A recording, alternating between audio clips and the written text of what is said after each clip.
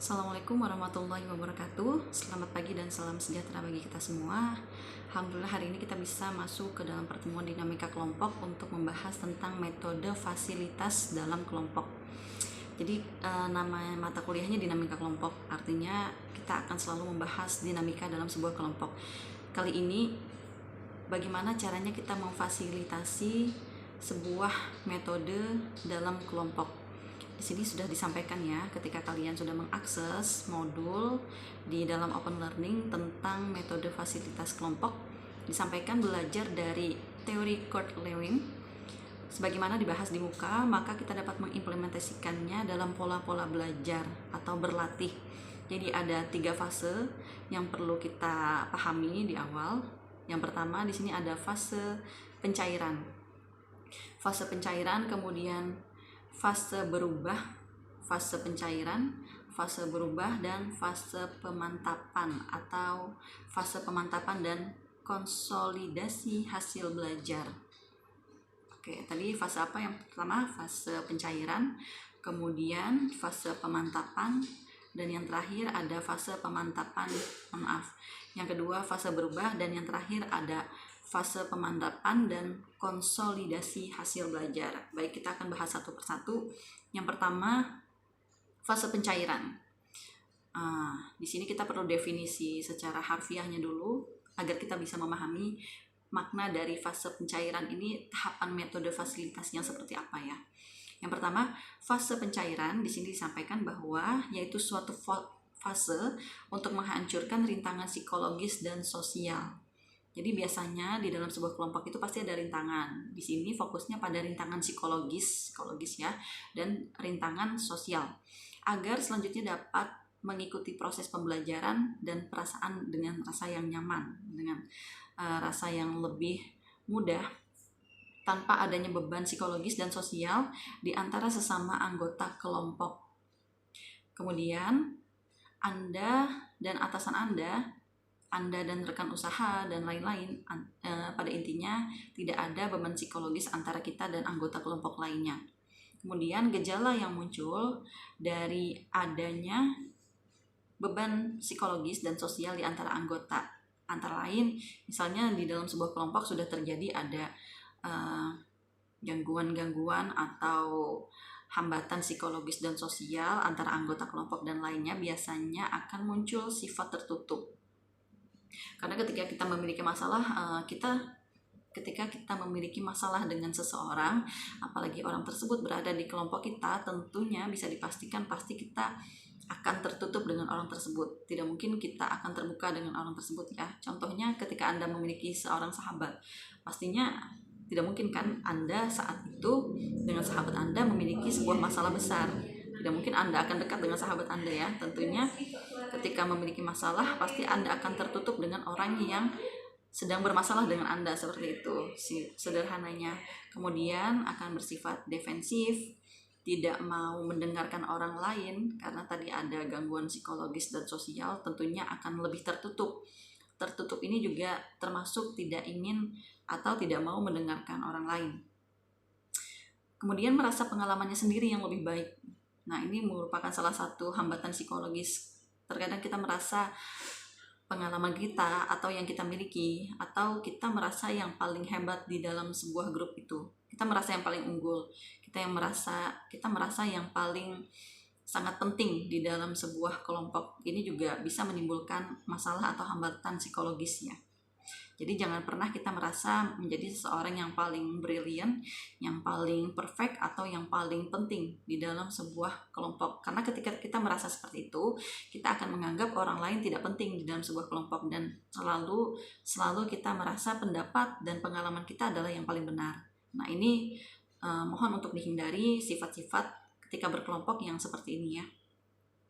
Kemudian tidak peka terhadap diri sendiri dan orang lain. Jadi di dalam sebuah kelompok, namanya juga berkelompok, kita perlu ada rasa peka terhadap diri kita sendiri dan juga terhadap anggota kelompok lainnya untuk mempertimbangkan sebuah masalah berkomunikasi dan berdiskusi untuk mencapai suatu solusi bersama, tentunya kita perlu untuk peka terhadap diri sendiri, tidak terlalu over di dalam memberikan sebuah pendapat atau terlalu mendominasi, namun juga kita harus mempertimbangkan kehadiran dan kontribusi dari anggota kelompok lainnya, seperti itu.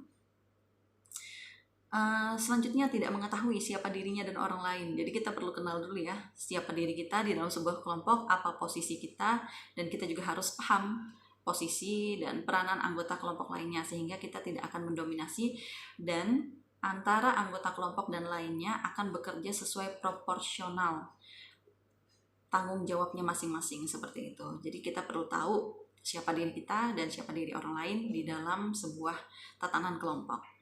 Karena itulah fase pencairan ini perlu dilakukan dalam setiap upaya perkenalan terhadap organisasi. Jadi di sini dimention upaya perkenalan terhadap organisasi. Jangan sampai kita tidak kenal dengan setiap anggota di sebuah organisasi. Jadi tidak hanya kenal, tadi kita perlu peka juga terhadap anggota kelompok lainnya ya. Itu sekilas penjelasan untuk fase pencairan. Jadi fase pencairan ini juga bisa dianalogikan seperti awalnya kita semuanya masing-masing seperti es batu gitu ya. Misalnya di dalam sebuah kelompok itu ada 7 anggota kelompok. Semuanya berarti ada 7 es batu.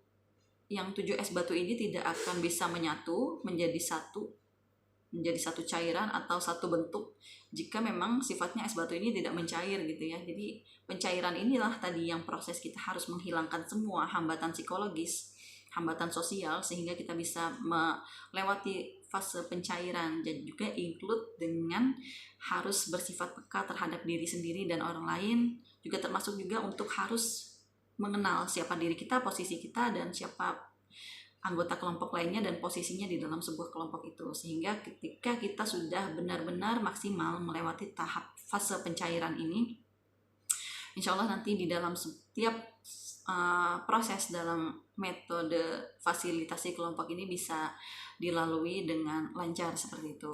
Juga didukung dengan fase yang lainnya ya, yakni fase kedua adalah fase berubah. Fase berubah di sini disebutkan fase tumbuh dan berkembang. Jadi tadi yang di awal setelah kita mencair bisa menyatu dengan anggota kelompok lainnya, kita perlu selanjutnya untuk tumbuh dan berkembang, yaitu suatu fase di mana Anda mengalami pengisian berupa masukan ilmu pengetahuan, berupa masukan teknologi, proses penajaman daya nalar. Nah, daya nalar ini juga perlu dipertajam ketika kita menalar sesuatu atau mengkritisi sesuatu yang biasanya ini diperlukan untuk memecahkan sebuah masalah di dalam sebuah kelompok. Ketika kita menghadapi masalah, masing-masing anggotanya perlu kemampuan untuk menalar. Sehingga ketika putusan atau solusi yang keluar dalam sebuah permasalahan yang perlu diputuskan bersama ini tidak didominasi hanya dari ketuanya saja atau dari anggota kelompok lainnya yang memang dari awal sudah mendominasi, namun ini perlu kontribusi dari semua mahasiswa atau semua anggota kelompok yang ada di sebuah kelompok. Jadi keperluan untuk daya nalar ini, dan tidak hanya kita memiliki daya nalar yang baik, namun kita juga harus mampu untuk menyampaikan hasil nalar kita ke dalam sebuah forum atau ke dalam sebuah kelompok. Jadi tidak hanya disimpan atau dipendam, perlu kemampuan untuk public speaking atau keberanian untuk menyampaikan sebuah pendapat.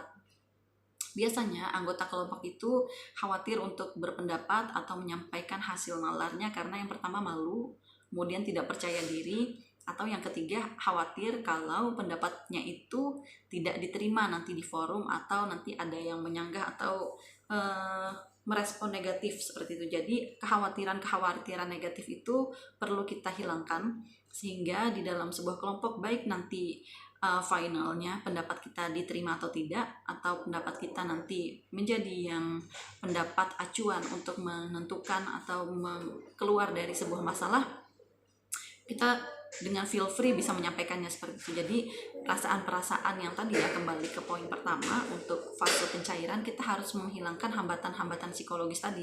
Ketika kita masuk ke fase berubah dan kita merasa takut untuk menyampaikan hasil nalar, itu merupakan kita kembali ke tahap fase pencairan tadi yang karena kita merasa pendapat kita khawatir tidak didengarkan atau direspon negatif, itu perlu kita hilangkan karena itu termasuk dari hambatan psikologis. Sehingga saat kita masuk ke fase berubah, fase pencairan tadi sudah clear, tidak ada hambatan sosial, tidak ada hambatan psikologis. Nanti di fase berubah, Anda dengan mudah untuk menyampaikan nalar atau berpendapat dan berkontribusi yang sifatnya perlu public speaking di dalam sebuah kelompok. Kemudian ada daya pikir yang objektif dan sistematis. Objektif ini perlu ya, karena kita tidak boleh di dalam sebuah kelompok ini mengutamakan atau melibatkan masalah pribadi atau subjektif. Misalnya kita ada masalah dengan seseorang dan orang tersebut ada di dalam kelompok tersebut, karena kebetulan juga ada masalah juga dalam kelompok, sehingga kita mempunyai atau ada kesempatan agar bagaimana caranya saya bisa mencampur adukan antara masalah pribadi dengan masalah kelompok dengan menggunakan daya pikir yang subjektif tadi ya, yang tidak diperkenankan untuk masalah subjektif ini dimasukkan di dalam sebuah kelompok, karena fase berubah ini tidak akan maksimal jika kita masih mencampur adukan antara subjektif ke dalam objektif. Jadi kita harus objektivitas dan sistematis seperti itu. Kemudian melalui berbagai metode dan teknik belajar yang sesuai dengan kesempatan Anda. Jadi metode dan teknik belajar ini untuk mengembangkan fase berubah, tentunya masing-masing individu memiliki metode dan teknik belajar yang berbeda. Ada yang sifatnya suka mendengarkan, ada yang sifatnya suka membaca, ada yang suka dua-duanya, mendengarkan, membaca, dan include melihat atau menyimak sebuah video penjelasan seperti saat ini. Itu kita kembalikan kepada passion atau style individu masing-masing, bagaimana caranya ketika mendengarkan atau dengan menulis atau dengan membaca atau dengan menonton video penjelasan, Anda bisa lebih maksimal peningkatan ilmu pengetahuannya atau lebih maksimal mendapatkan informasi yang disampaikan. Itu back to yourself masing-masing ya, seperti itu. Karena kita pasti menyadari kita ini termasuk orang yang suka setelah membaca harus ditulis lagi supaya ingat, atau cukup membaca nanti perlu verbal menceritakan atau menjelaskan kembali kepada orang lain, sehingga apa yang kita jelaskan, apa yang kita baca tadi bisa kita ingat. Atau kita tipenya yang nonton sebuah video penjelasan kemudian kita ingat gitu tanpa harus ditulis kembali, tanpa harus kita jelaskan kembali ke orang lain. Kita bisa menilai itu sendiri ya, kita termasuk tipe yang mana. Kemudian fase yang terakhir adalah fase pemantapan dan konsolidasi hasil belajar. Jadi ini fase yang paling penting, yaitu suatu fase di mana Anda mendapatkan kesempatan untuk memantapkan dan mengkonsolidasikan hasil belajar yang sebelumnya. Kegiatan dalam fase ini berupa praktik-praktik berwirausaha. Jadi contohnya ya, misalnya praktik berwirausaha, studi wisata, terkait dengan realisasi usaha yang telah berhasil, dan mempelajari kisah-kisah sukses para wirausahawan.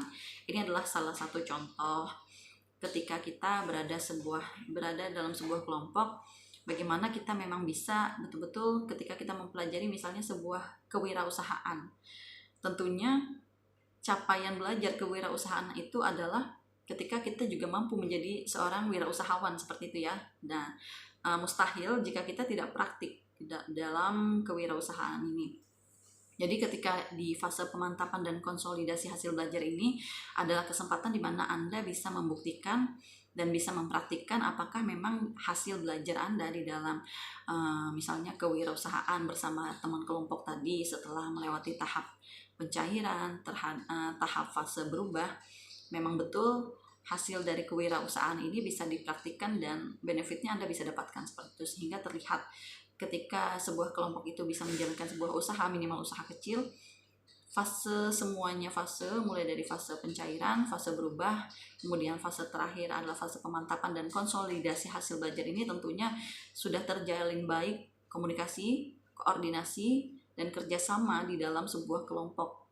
Karena finalnya kelompok ini sudah bisa membuktikan bahwa hasil diskusi misalnya tentang kewirausahaan tidak hanya mereka menjadi wirausaha secara berkelompok, wirausahawan secara berkelompok, namun juga bisa menghasilkan sebuah produk atau menjual sebuah produk, baik itu jasa maupun sebuah produknya, dan mendapatkan benefit. Jadi itu adalah simpulan yang paling penting untuk poin fasilitasi dalam sebuah kelompok. Dan tadi juga sebenarnya di dalam sebuah tahapan, baik itu tahapan fase awal hingga fase akhir, perlunya seorang fasilitator.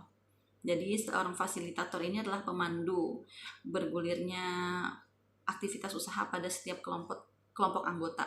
Jadi tidak harus sebagai, walaupun ini biasanya peran pentingnya kita bebankan kepada atau kita berikan kepada ketua kelompok ya, biasanya memfasilitasi jalannya diskusi, memandu bagaimana kita mencapai sebuah solusi di dalam sebuah diskusi, itu lebih kepada ketua kelompok. Namun anggota kelompok lainnya juga punya peran untuk yang tadi saya sampaikan, harus ada daya nalar yang sifatnya kontributif ketika dibutuhkan pendapatnya, sehingga ketika fasilitator sudah aktif dan maksimal dan anggota lainnya juga mampu memiliki daya nalar aktif dan mampu menyampaikan hasil daya nalarnya, dan yang lain yang tidak kalah penting, anggota lainnya juga ketika kita menerima atau mendapatkan pendapat dari anggota kelompok lainnya, kita harus open minded atau terbuka.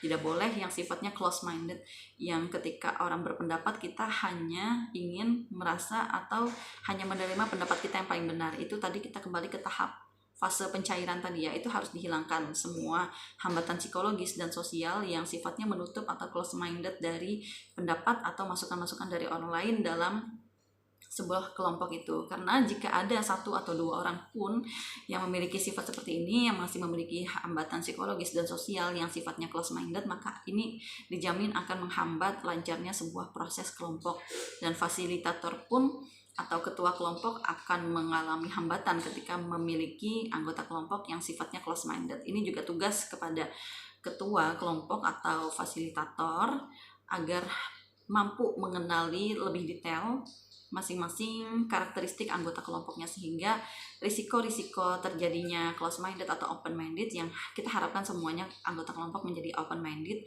atau terbuka di setiap diskusi, ini bisa betul-betul maksimal, sehingga tidak ada anggota kelompok yang sifatnya negatif seperti itu. Itu perlu untuk dipahami di awal, baik sebagai anggota kelompok maupun sebagai ketua kelompok sebagai penanggung jawab. Ya, itu penjelasannya secara singkat terkait tahap di fase 1, 2, 3 dan metode fasilitasi di dalam sebuah kelompok. Terima kasih banyak atas perhatiannya. Silahkan jika ada pertanyaan dan hal-hal yang ingin didiskusikan, tinggalkan pertanyaan tersebut di masing-masing slide yang ingin Anda tanyakan pada modul di dalam Open Learning mata kuliah Dinamika Kelompok. Kurang lebihnya saya mohon maaf. Akhir kata, wassalamualaikum warahmatullahi wabarakatuh. Selamat pagi dan salam sejahtera untuk kita semua. Terima kasih.